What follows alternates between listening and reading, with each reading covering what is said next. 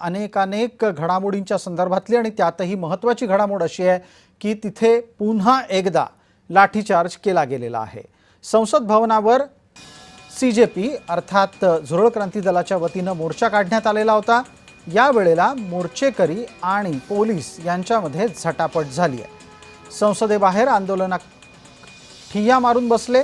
संसद भवन परिसरात कडेकोट बंदोबस्त ठेवण्यात आलेला आहे। शिक्षण मंत्री धर्मेंद्र प्रधान यांच्या राजीनाम्यासाठी हे आंदोलन केलं जात आहे। पोलिसांनी आंदोलकांवर अश्रुधुराच्या नळकांड्या फोडलेल्या आहेत। संसद भवनात बंदुका रोखून जवान सज्ज आहेत। सोनम वांगचुक यांच्या 20व्या दिवशीचं आंदोलन मोडीत काढत त्यांना रुग्णालयात दाखल करण्यात आलं। मात्र असं असलं तरी ठरल्याप्रमाणे अभिजित दिपकेंच्या सह आंदोलकांनी संसदेवर आज मोर्चा काढण्याचा निर्णय व्यक्त केला होता, तो त्यांनी अंमलातही आणलाय। आंदोलक संसदेकडे कूच करण्यापूर्वी सुरक्षा रक्षकांनी त्यांच्यावर लाठीमार केला। आपल्या सोबत काँग्रेसच्या नेत्या आमदार यशोमती ठाकूर जोडले गेलेले आहेत। यशोमतीताई, आपली पहिली प्रतिक्रिया लाठीचार्जवर काय आहे?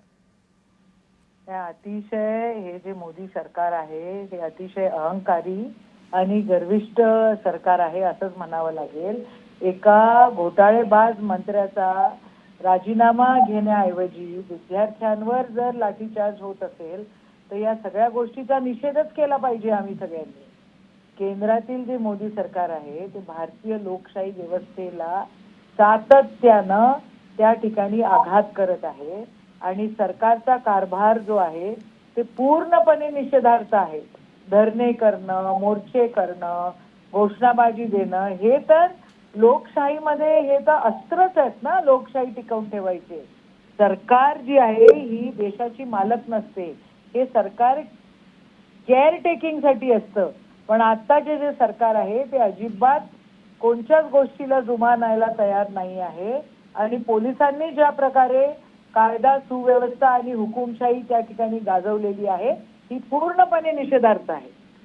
आताच्या घडीला दिल्लीमध्ये आंदोलनाची तीव्रता वाढेल की पोलीस कारवाईच्या नंतर आंदोलन काहीसं थंड पडेल? हे मी कसं काय सांगायचं तुम्हाला? लोकांना जे नाही पटत आहे त्या गोष्टी लोक त्याचा विरोध करतायत आणि जनता करते आहे। विद्यार्थी त्या ठिकाणी आलेले आहेत, विद्यार्थी करतायत। सरकारने विद्यार्थ्यांसोबत बोलायला, चर्चा करायला काय हरकत आहे बरं?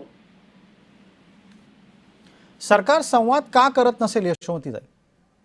ते गर्विष्ठ आहे ना, त्यांना काय घेणं देणं नाही आहे लोकशाहीशी। ज्या वेळेला सोनम वांगचुकचे वडील ज्या वेळेला उपोषणाला बसले होते त्यावेळेला इंदिराजी जाऊन त्यांना भेटून आल्या होत्या ना, त्यांचं उपोषण सोडलं होतं ना। अण्णा हजारे ज्या वेळेला उपोषणाला बसले होते त्यावेळेला तत्कालीन सरकारची जे जबाबदार मंडळी होती त्या ठिकाणी गेली होती ना। अरे उपोषणाला विरोध करतायत, दर्शवतायत सरकार कुठे चुकतंय, त्या सगळ्या गोष्टींसाठी त्या ठिकाणी आंदोलन होत असतात आणि आंदोलन ज्या वेळेला होतात त्यावेळेला सरकारने तिथं रिस्पॉन्स दिला पाहिजे, ऐकून घेण्याची क्षमता त्या ठिकाणी पाहिजे।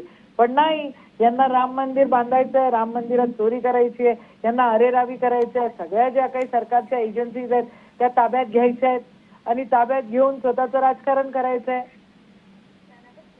जी, आपला आवाज मध्ये मध्ये थांबतोय। मी एक पुढचा प्रश्न पटकन विचारतो। धर्मेंद्र प्रधान यांचा अद्यापही राजीनामा का झाला नसेल?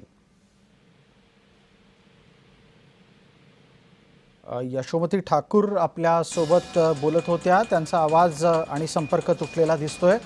यानंतर आपण आता पुढील बातमीकडे वळणार आहोत।